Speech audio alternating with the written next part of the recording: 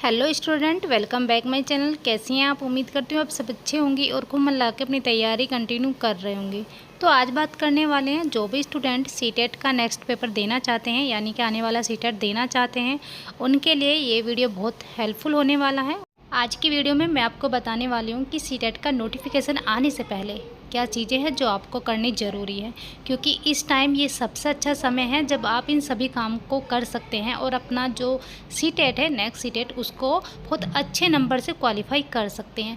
वरना स्टूडेंट, अन्यथा होता क्या है कि आप सीटेट 2 बार 3 बार दे चुके होंगे, लेकिन उसके बाद हमारा सीटेट नहीं क्वालिफाई होता और हम बार बार परेशान होते रहते हैं। ना ही तो हम अदर एग्ज़ाम की तैयारी कर रहे होते हैं, ना ही हमारा ये सीटेट ही क्वालिफाई होता है। तो मैं आपको बताऊंगी कि आपको इस सीटेट को फर्स्ट अटैम्प्ट में कैसे क्वालिफाई करना है। आपसे ही आपको लग जाना है अपनी तैयारी में। उससे पहले मैं आपको एक कमेंट का जवाब देना चाहूँगी, जो काफ़ी समय से मुझसे पूछा जा रहा था।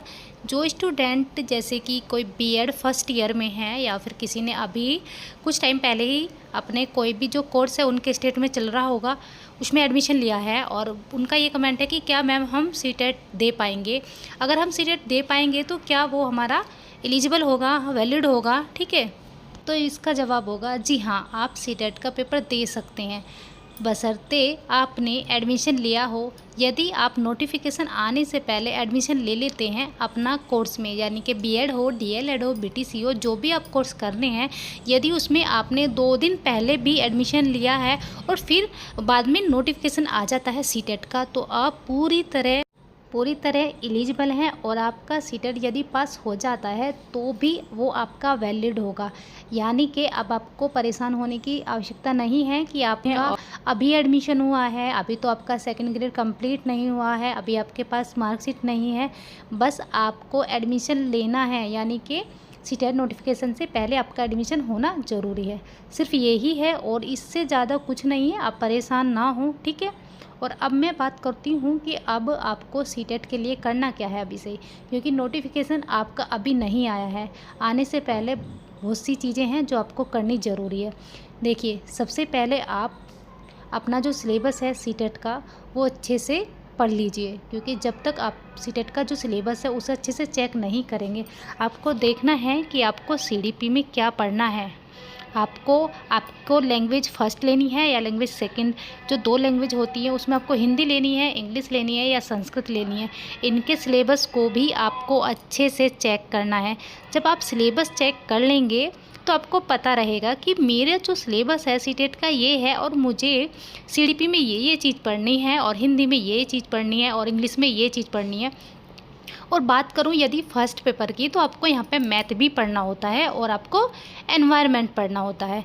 मैथ की बात करें तो अगर आप 6, 7, 8 क्लास तक का भी एनसीईआरटी वाला जो मैथ होता है वो कंप्लीट कर लेते हैं तो आपका हो जाता है मैथ कंप्लीट। और इसमें भी 15 नंबर होते हैं आपके मैथ पेडागोजी के, ठीक है। मैथ पेडागोजी के होते हैं जो प्रीवियस ईयर क्वेश्चन पेपर है वहाँ से कंप्लीट कर सकते हैं। यदि आप जितने भी सीटेट के पेपर हुए हैं, पेडागोजी जो मैथ वाली होती है, प्रीवियस ईयर क्वेश्चन से कर लेते हैं, तो आपको अदर जगह से पढ़ने की आवश्यकता नहीं है, उनसे भी आपका काम चल जाएगा, आपका सीटेट क्वालिफाई हो जाएगा।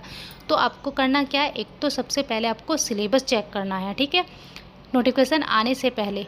और उसके बाद जितने भी प्रीवियस ईयर क्वेश्चन पेपर होते हैं 2011 से अब लास्ट जो पेपर हुआ था सीटेट का, तब तक बहुत अच्छे से आपको पढ़ना है, चाहे आपका फर्स्ट पेपर हो चाहे आपका सेकंड पेपर हो।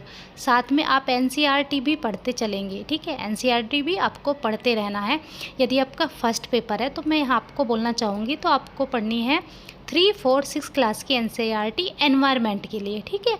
और मैथ आपको पढ़ना है एनसीईआरटी का 6, 7, 8 क्लास तक का, ठीक है, क्योंकि 4, 5 क्लास में कितना मैथ होता है, बहुत कम होता है, यानी कि आपको 8 क्लास तक का पढ़ना है।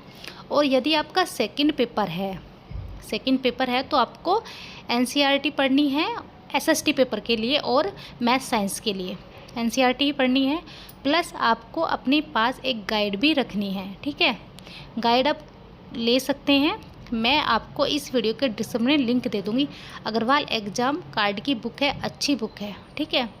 तो 2 काम आपने कर लिया, एक तो आपने अपना सिलेबस चेक कर लिया, दूसरा हमने यहाँ पे किया है जो हमारे सीटेट के प्रीवियस ईयर क्वेश्चन पेपर है वो हमने सोल्व किए हैं। इससे हमें पता रहेगा कि भाई हमारे सीटेट का जो पैटर्न होता है सिलेबस का वो ये रहता है, इस तरीके के हमसे क्वेश्चन पूछे जाते हैं। ठीक है, इतना आप कर लेंगे। और सबसे ज़्यादा जो कमेंट आता है वो आता है कि मैम जो सीटेट के लिए प्रीवियस ईयर क्वेश्चन पेपर है वो हम कहाँ से करें, क्योंकि ऑनलाइन करते हैं तो हमारा बहुत समय ख़राब हो जाता है और बार बार तो हम ऑनलाइन नहीं कर सकते। हमारे पास एक सोल्ड पेपर होना चाहिए। तो मैं आपसे बोलूँगी अग्रवाल एग्ज़ाम कार्ड का सोल्ड पेपर ले लें, जो आप अभी स्क्रीन पर देख रहे हैं। ये सोल्ड पेपर लेना है आपको, और दोनों का ही मतलब फ़र्स्ट पेपर और सेकंड पेपर के भी आते हैं दोनों के।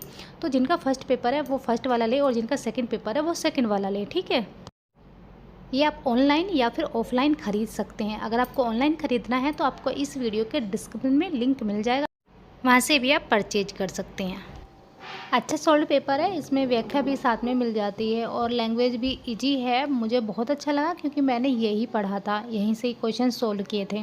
और जो स्टूडेंट अभी वेट कर रहे हैं नोटिफिकेशन का, नोटिफिकेशन कब आएगा, तो नोटिफिकेशन आ जाएगा। आप देख सकते हैं राजस्थान में कितनी सारी वैकेंसी एकदम से आ गई हैं, क्योंकि पहले इतना ज़्यादा पता नहीं था किसी को कि वैकेंसी आने वाली है। तो पता नहीं कब आपका नोटिफिकेशन आ जाए, और अभी आप वेट कर रहे हो कि नोटिफिकेशन आएगा तब अपनी तैयारी करेंगे। आपसे बोलना चाहूँगी कि आप लग जाइए अपनी एग्ज़ाम की तैयारी में, क्योंकि नोटिफिकेशन कभी भी आ सकता है। और जो स्टूडेंट इस चैनल पर पहली बार आए हैं, चैनल को ज़रूर सब्सक्राइब करें, वीडियो को ज़्यादा से ज़्यादा शेयर करें। Thank you. मिलती हूँ आपसे नेक्स्ट वीडियो में। जो भी कोई आपकी क्वेरी है तो कमेंट ज़रूर करें। थैंक